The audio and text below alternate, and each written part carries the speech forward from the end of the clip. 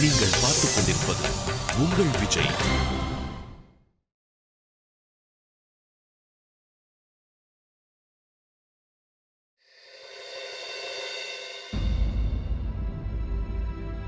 என் விதியில வேற என்னமோ நடக்கணும்னு எழுதியிருக்கு.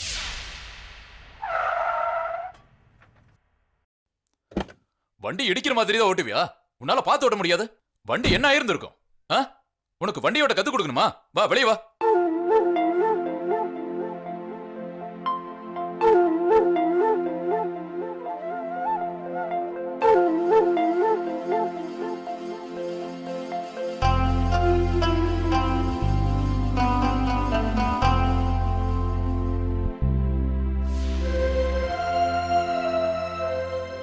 அந்த நேரத்துல எனக்கு எப்படி இருந்ததுன்னா, வாழ்க்கையோட எல்லா சந்தோஷமும் என் கைக்குள்ள வந்த மாதிரி இருந்தது. எனக்கு தெரியும், எல்லாருக்கும் அப்படிதான் தோணிருக்கும். நான் ஏன் சந்தோஷமா இருந்தேன்னா, என் கல்யாணம் ஒரு பிரபலமான பணக்காரன் கூட நடக்க போகுதுன்னு நான் சந்தோஷப்படல. ஆனா நான் எதிர்பார்த்தபடி எனக்கு ஒரு நல்ல மாப்பிள்ளை கிடைச்சிட்டாருன்னு சந்தோஷப்பட்டேன். வாழ்க்கை பூரா அவர் என்ன நல்லா பார்த்துப்பாருன்னு நினைச்சேன். நான் இனி சந்தோஷமா வாழ போறேன்னு நினைச்சேன். எங்க வாழ்க்கை நல்லா இருக்கும்னு நினைச்சேன். ஆனா அந்த நேரத்துல என் சந்தோஷத்து மேல யாரோட கண்ணு பட்டுச்சுன்னு தெரியலக்கா. பட்டுடுச்சு.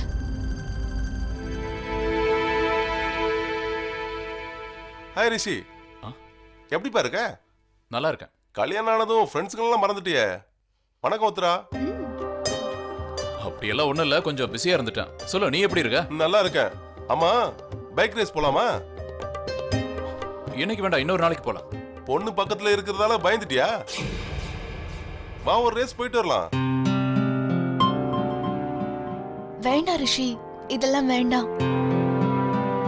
ஒரு வாட்டி முடிவு எடுத்துட்டேனா என் பேச்ச நானே கேட்க மாட்டேன். வா போலாம். இப்ப நான் ரேஸுக்கு ரெடி ஆயிட்டேன், வண்டி எடு போலாம்.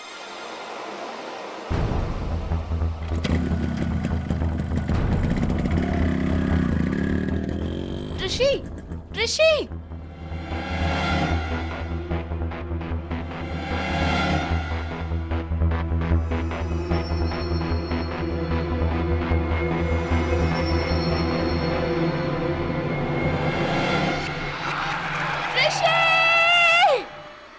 அவ்வளவுதான். அதோட விதி அவங்க ரெண்டு பேரோட வாழ்க்கையிலும் விளையாடிடுச்சு. ரிஷி ஐயா கால் உடைஞ்சதால அவரால் ஹாக்கி விளையாட முடியாம போச்சு. அதுக்கப்புறம் நடந்த கதை தான் உங்களுக்கு எல்லாம் தெரியுமே. உலகம் உதிக்கிற சூரியனுக்கு தான் கும்பிடு போடும். அஸ்தமிக்கிறது எவ்வளவு அழகா இருந்தாலும் அதை யாரும் ரசிக்கவும் மாட்டாங்க, மதிக்கவும் மாட்டாங்க. நம்ம ரிஷி ஐயா வாழ்க்கையிலும் இதான் நடந்தது. நம்ம கண்ணு முன்னாலேயே அவங்க ரெண்டு பேரோட வாழ்க்கையில இருந்த சந்தோஷம் காணாம போயிடுச்சு. அவங்க எந்த சூழ்நிலையில வாழ்ந்துட்டு இருக்காங்கன்னு உங்க ரெண்டு பேருக்கு இப்ப புரிஞ்சிருக்கும்.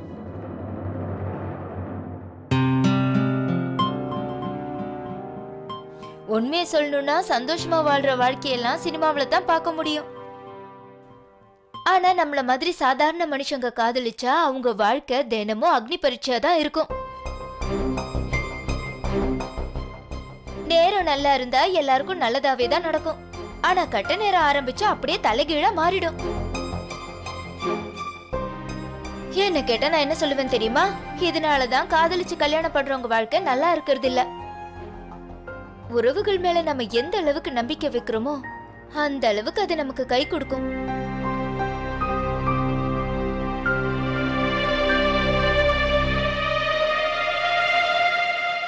ஆனா அவங்க ரெண்டு பேரும் ஒருத்தருக்கு ஒருத்தர் வாக்கு கொடுத்திருந்தாங்களே, என்னைக்கும் அவங்க ரெண்டு பேரும் பிரியாம சேர்ந்து இருக்கணும்னு. அதெல்லாம் என்னாச்சு? காதலிக்கும் போது வாக்கெல்லாம் கொடுப்பாங்க. ஆனா ஒன்னானதுக்கு அப்புறம் வாக்குவாதம் ஆரம்பிச்சிரும். மனுஷன் சொல்றதுலயும் நடந்துக்கிறதுலயும் பூமிக்கு ஆகாசத்துக்கு இருக்கிற வித்தியாசம் இருக்கு.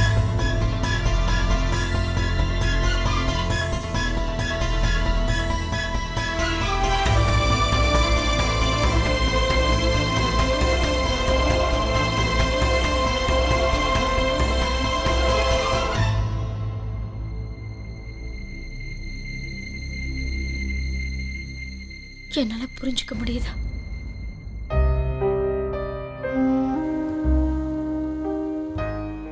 ஆனா இப்ப பழச பத்தி நினைக்கிறதுக்கு பதிலா இனிமே என்ன நடக்க போகுதுன்னு யோசி. நீதான் தைரியமா இருக்கணும். என்னோட பேச்சு கேளு.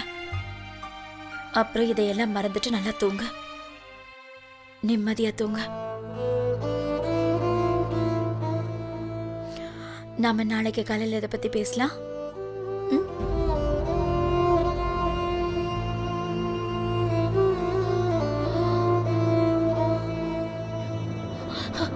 என்னாச்சு?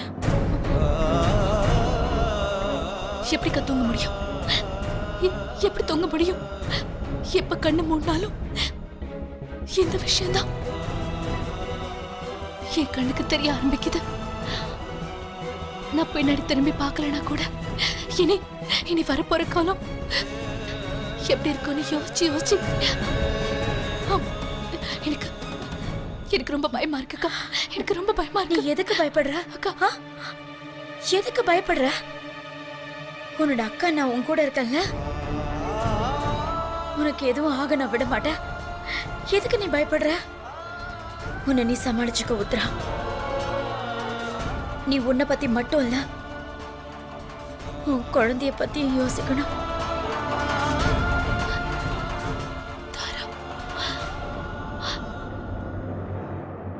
தாராக்கு நான் என்ன பதில் சொல்லுவேன்? அவளுக்கு நான் என்ன பதில் சொல்லுவேக்கா? அவன் பக்கத்துல நான் எப்படி முடிப்பேன்க்கா? அக்கா அக்கா அக்கா நான் கிட்ட என்ன சொல்றதுக்கா? எனக்கு இது புரியல. சொல்லுங்கக்கா. நான் அவகிட்ட என்ன சொல்றது? இங்க பாரு அக்கா. நிறுத்து உத்ரா. என்ன சொல்றது?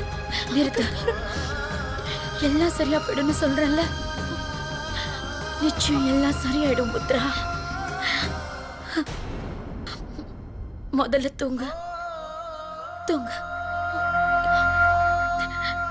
படு. தாராக்கு நான் என்ன பதில் சொல்றதுக்கா? தாராக்கு நான் என்ன பதில் சொல்றது?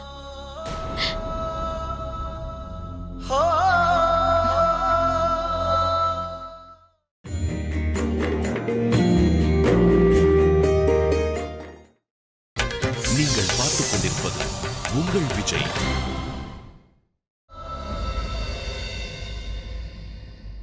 நம்ம தாராவுக்கு இன்ஃபார்ம் பண்ணி உடனே அவளை இங்க வர வைக்கணும். இங்க இருக்கிற சூழ்நிலையை பார்க்கும்போது அவ இங்க இருந்தா நல்லா இருக்கும்னு தோணுது. ஆமா, நானும் அதான் நினைக்கிறேன் டாட். தாரா இங்க இருந்தா நல்லா இருக்கும்னு தோணுது. அதான் சரி. கரெக்டா ஆமா ஆமா டாட். நான் இப்பவே போய் தாராவை இங்க கூட்டிட்டு வந்துடுறேன். ம் விடியறதுக்குள்ள திரும்பி வந்துடுவேன். சரி, போயிட்டு வா. போ. வந்துடுறேன். ஓகே.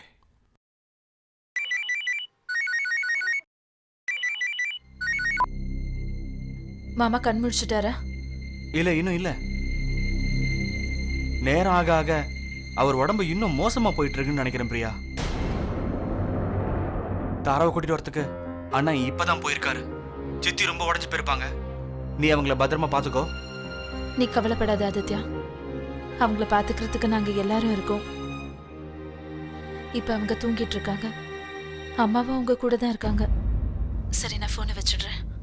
ஏதாவது விஷயம் இருந்தா ஃபோன் பண்ணு. I love you. I love you two.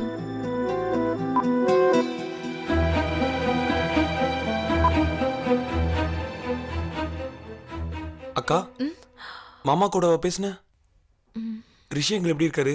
அவருக்கு மயக்க தெளிஞ்சுதா?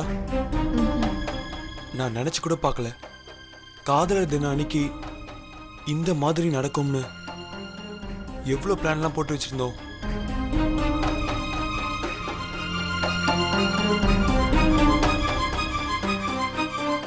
இன்னைக்கு ஆதித்யா கிட்ட எல்லா விஷயத்தையும் சொல்லிடணும்னு நான் நினைச்சேன். ஆனா அது இப்ப முடியாது. இன்னும் கொஞ்ச நாளைக்கு நான் வெயிட் பண்ணி தான் ஆகணும். போனா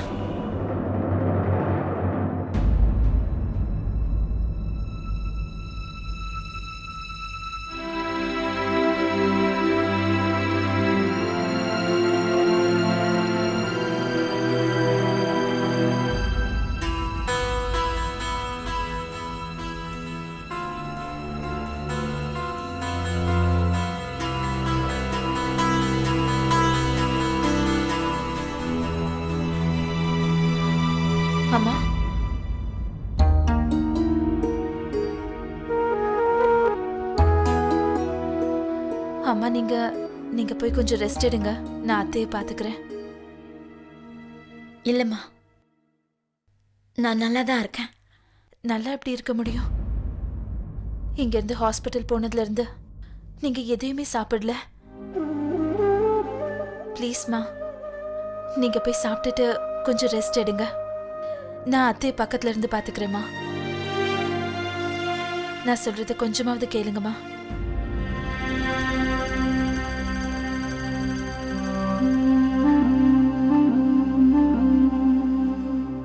சரிம்மா.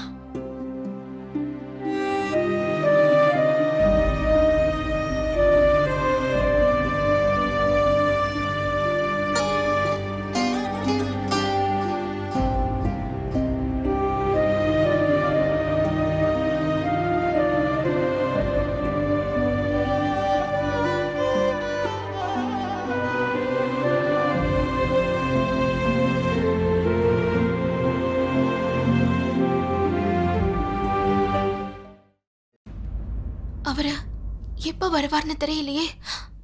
அவருக்கு இப்ப எப்படி இருக்கோ? கௌதம், கௌதம், என்னாச்சு? இப்ப அவர் உடம்புக்கு ஒண்ணும் இல்லையே. அம்மா, டாக்டர் என்ன சொன்னாரு?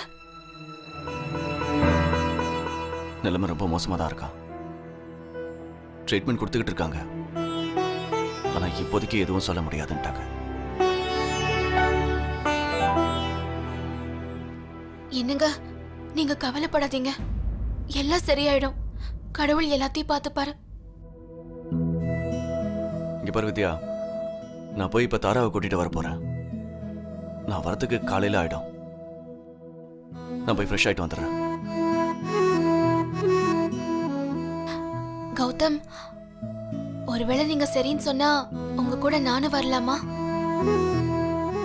நான் என்ன சொல்ல வரேன்னா, நீங்க இந்த நிலைமையில தனியா போறது அவ்வளோ சரியா இருக்காது. அப்புறம் நான் இங்க இருந்து என்ன பண்ண போறேன்? உங்களை பத்தி தான் எப்பவும் நினைச்சுக்கிட்டே இருப்பேன். அதனால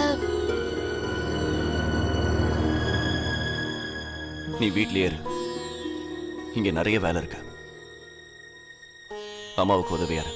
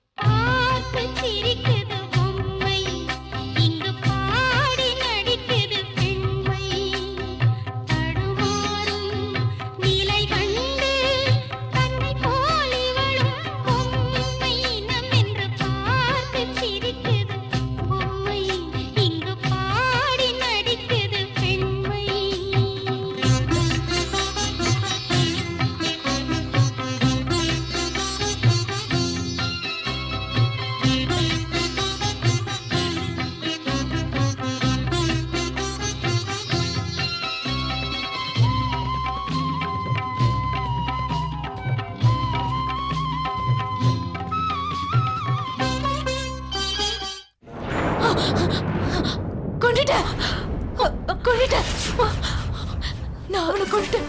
நான் கொண்டுட்டேன். அத்தை கொண்டுட்டேன். அத்தை அத்தை உங்களுக்கு ஒன்றும் ஆகல. அத்தை ப்ளீஸ் மாமா கொன்னும் ஆகல. அத்தை அத்தை சொல்றது கேளுங்க. நான் அவரை கொண்டுட்டேன். நான் கொலை பண்ணிட்டேன். அத்தை மாமா கொன்னும் ஆகல. நான் ரிஷி கொண்டுட்டேன். அத்தை ரிலாக்ஸ். பிரியா நீ போய் டிஃபன் சாப்பிட. நாம ஹாஸ்பிட்டலுக்கு போகணும்ல. நான் அவரை கொண்டுட்டேன்.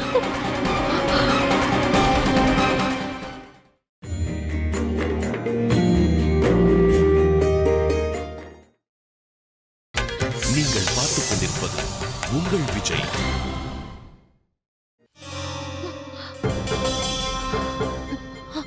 நீ போ பிரியா. நான் உத்தர கூட இருக்கேன். நீ போ.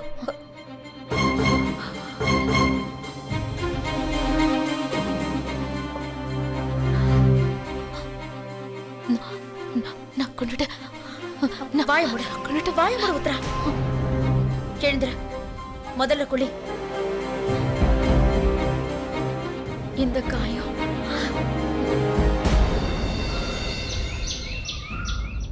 அக்கா ஹாஸ்பிட்டல்ல இருந்து ஃபோன் வந்துச்சா? உத்தராண்டி ரொம்ப கவலையா இருக்காங்களா? அவங்க பழைய நிலைமைக்கு வரதுக்கு முயற்சி பண்ணிட்டு இருக்காங்க.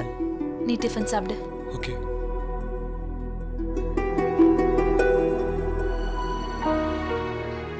பிரியா, நீ உத்ரா ஆண்டியை பார்த்துட்டு வரியா?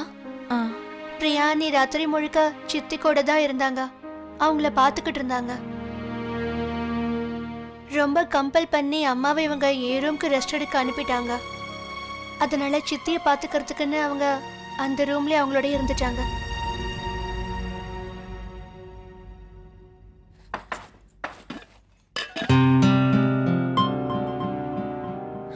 சிட்டு ஹாஸ்பிட்டலுக்கு சாப்பாடு கொண்டு போனமே ரெடி பண்ணிட்டியா? தோமா இப்ப ரெடி பண்ணிடுறேன். அத்தை, நீங்க கவலைப்படாதீங்க. நானும் சிட்டும் சேர்ந்து சாப்பாடை சீக்கிரம் ரெடி பண்ணிடுறோம். சரி. சினு இந்த இதை எடுத்துக்கோ. அம்மா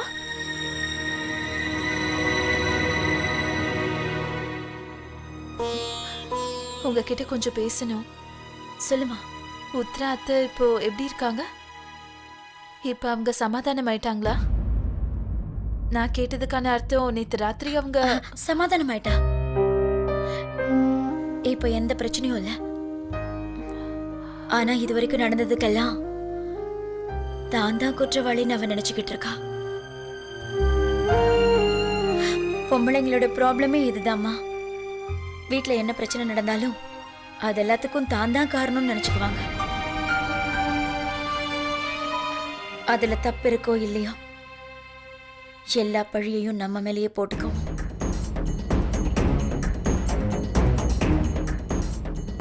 இப்ப உத்ராவும் அந்த ஸ்டேஜ்ல தான் இருக்கா. இப்ப அவ ரொம்ப டிஸ்டர்ப்டா இருக்கா.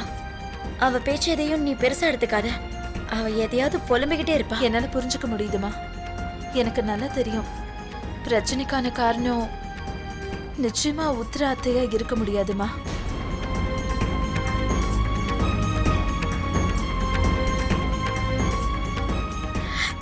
ஆமா, அதுதான் உண்மை.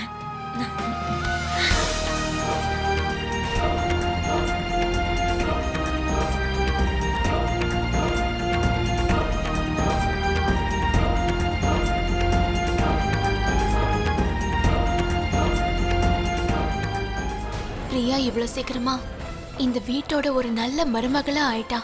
ஆனா நான் நல்லதுன்னு ஒரு பக்கம் இருந்தாலும் இந்த வீட்டு மருமகளா கூட என்னால ஆக முடியல.